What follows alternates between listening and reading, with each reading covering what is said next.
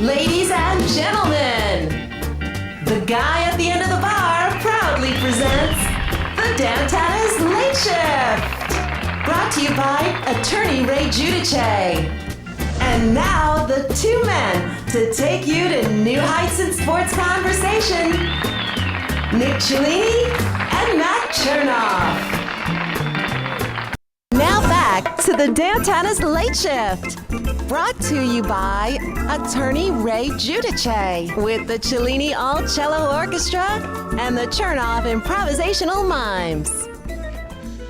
And we're back, and we are here with Attorney Ray Giudice, and there is so much going on that we have to talk about, including a breaking story that just became public here early in the week on Tuesday morning involving Josh Harvey Clemens, the rising sophomore out of Georgia, who a lot is expected of.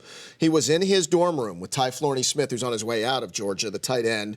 It turns out that they're smoking the marijuana. They admitted to campus police. We had a blunt. By the way, a blunt, if you're keeping score at home, is a cigar for smoking marijuana, just in case you didn't know. On me someplace. Nick is holding. So, Ray, talk to me about what could potentially happen. There were no arrests, but Georgia has this 10% rule, which means you could potentially see Josh Harvey Clemens miss game one, which is against Clemson. That's right. Well, a couple things. First of all, folks, regardless of what's happened in Seattle and Colorado, in the state of Georgia, marijuana is still illegal. You can't grow it, you can't buy it, you can't smoke it without violating the law.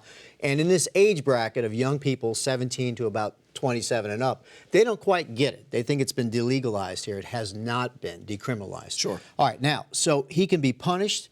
I think the University of Georgia is going to contact the NCAA and say, look, we have a violation. We're going to sit him for our homecoming game against the Sisters of the Mercy or whatever. And but here's the problem. He's made a statement. They could have taken a blood test. He could have been arrested. This is a campus police investigation. It did not go to the Clark County authorities. They can still go take out a warrant if they want to and arrest him. So he still has potential legal problems. You know, maybe people don't realize, I don't believe you have to tell the campus police, any police, anything. Well, that's right. He's still an American citizen. He's been accused. He could have said, I don't want to talk to you. I don't want to give a statement. I want to talk to my lawyer.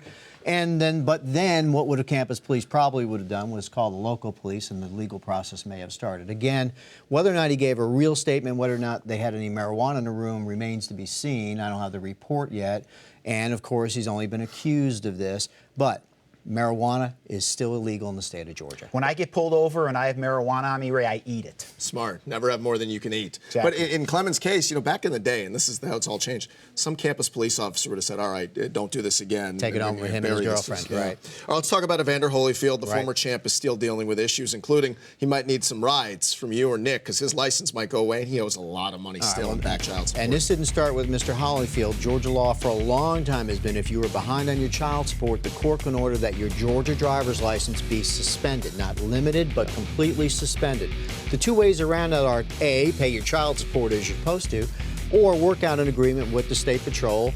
If you make a payment plan, they will give you your license back as long as you make your payment plan. It is alleged that he has done both, gotten way behind, I think to the $2.5 million, worked out a payment plan with the state, and then failed to meet it. So would you be happy if he said, listen, I'll give you $250 a month, we'll work this out month by month, I'm trying here, right? Yeah, I think he's got two problems. He's got wives or mothers of several children who want their money. The state of Georgia wants its money. Yeah. And he ain't making no money. Yeah, if you're falling behind on that child support, don't I just hate guys that have kids with more than one And woman. quickly, I believe he filed bankruptcy because of that big house down in South Fulton, and you cannot bankrupt child support payments. That continues to exist. You can't get out of it. I'm with you. Now, let's talk about a more serious story. Last year, Josh Brent, defensive tackle from the Dallas Cowboys, vehicular homicide, driving under the influence, kills his friend and teammate Jerry Brown.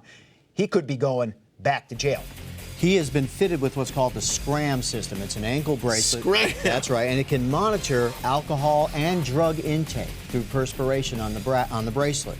It's been alleged that the bracelet either sounded for alcohol use and that the bracelet may have been tampered with. He went back in front of the judge. I believe that the judge is going to reset him on probation with a more than stern warning about you are serving on bond through my grace, and I can put you in custody if this happens again. Makes you wonder what he's thinking about while he's fighting for his life when this is all said and done, yet this is going on. The place, if I was, here's my client, I would say, here are the places you go. Church, the library, home. Community service, and home. Yeah. You don't need to be around any place that has alcohol within 100 yards of it.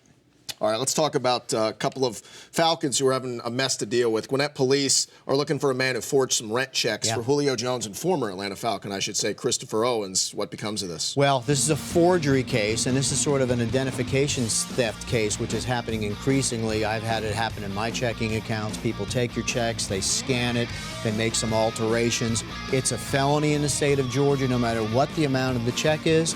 I know no one's been arrested, so it's just an accusation at this point in time, but it will be a felony forgery if it was determined that this person did not have authority to write their name on Mr. Julio Jones's checking account. Well, if nothing else, this is not like Catch Me If You Can, Frank Abagnale. It's a little bit harder to forge checks nowadays. Well, that's right, but also it's interesting Believe me, that I've tried. the check amount is for $1,247.97. And one of the things that people that do this is they write small amounts. It doesn't seem that small, but relative to Julio Jones's statement, it wouldn't have raised any red flags. So when people steal credit cards, you notice they tend to go to Kmart and buy $600 worth of stuff. Right. That's what happens. Yeah. You saw the ways to get in touch with Ray. Great information, as always. We appreciate it. Thank you, guys. All right, thanks to Ted Jenkins, our money man, for joining us earlier. Dave Archer, as well, talking Atlanta Falcons. For Nick, I'm Matt. Have a great rest of your week. We'll see you next time here on The Late Shift. Now, what did I do with that blunt? So you got a blunt and forged checks.